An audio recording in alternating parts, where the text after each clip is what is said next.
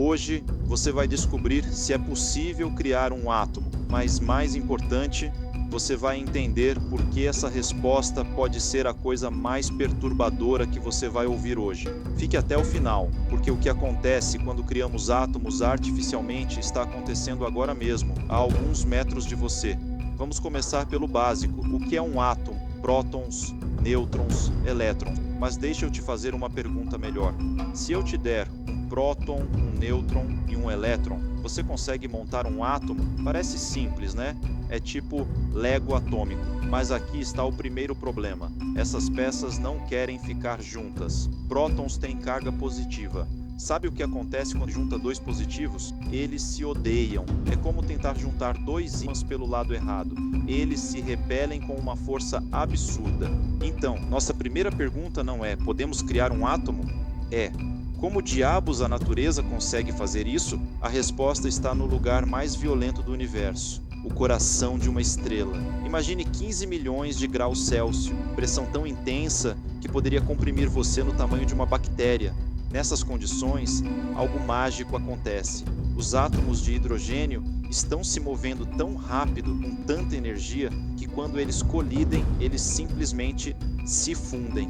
Dois prótons que se odiavam agora estão grudados. Eles criaram hélio. Isso é fusão nuclear. E é assim que todos os átomos do seu corpo foram criados. O carbono dos seus músculos, o cálcio dos seus ossos, o ferro no seu sangue, tudo isso foi forjado dentro de estrelas que morreram bilhões de anos atrás. Quando essas estrelas explodiram, elas espalharam esses átomos pelo espaço. Eventualmente, eles se juntaram para formar o planeta Terra. E você é literalmente feito de poeira estelar.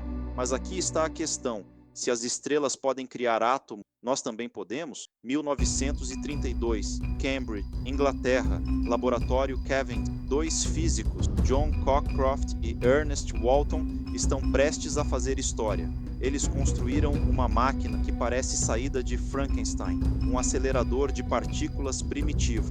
A ideia é simples, mas insana: acelerar prótons a velocidades absurdas e atirar eles contra átomos de lítio. Por quê? Porque se você bate forte o suficiente, pode forçar os prótons a entrarem no do lítio. Você está literalmente transformando um elemento em outro. E funcionou. Quando os prótons atingiram o lítio, algo extraordinário aconteceu. O lítio se dividiu em dois átomos de hélio, átomos que não existiam um segundo antes. Eles não encontraram esses átomos. Eles criaram esses átomos. Cockcroft e Walton ganharam o Nobel por isso. Mas eles fizeram mais do que criar átomos. Eles provaram algo profundo: nós podemos fazer o trabalho das estrelas. Depois de 1932, os cientistas enlouqueceram. Se podemos criar hélio, o que mais podemos criar? E começou uma corrida para criar elementos que nunca existiram na Terra. 1940, cientistas criam netúnio e plutônio, elementos que não existem naturalmente no nosso planeta. 1950, Califórnia. 1960, Laurêncio. 1970, Seaborgio. Hoje, existem 26 elementos na tabela periódica que são completamente artificiais. Eles não existem na natureza. Eles só existem que nós os criamos. Mas aqui está a parte louca. Esses elementos são instáveis. Alguns existem por apenas alguns milissegundos antes de se desintegrarem. O oganessônio, o elemento 118, o elemento mais pesado já criado, existe por apenas 0,7 milissegundos. É como criar um castelo de cartas cósmico. No momento em que você termina de construir, ele já está desmoronando. Então sim, podemos criar átomos, mas criar átomos estáveis, isso é outra história. Hoje, criar átomos não é feito em laboratórios pequenos, é feito em máquinas do tamanho de cidades. O Large Hadron Collider, na Suíça, é um túnel circular de 27 km de comprimento. Dentro dele, partículas são aceleradas a 99,9999% da velocidade da luz. Quando essas partículas colidem, a energia da colisão é tão intensa que cria matéria do nada, e igual a mc². energia vira massa. Por uma fração infinitesimal de segundo, novos átomos existem. Átomos que talvez nunca existiram desde o Big Bang. Mas criar um átomo individualmente é uma coisa. E se quisermos criar átomos em quantidade? E se quisermos criar matéria? Existe outro método, captura de nêutron. Em reatores nucleares, bombardeamos elementos com nêutron. Quando um átomo captura um nêutron, ele se torna um isótopo mais pesado.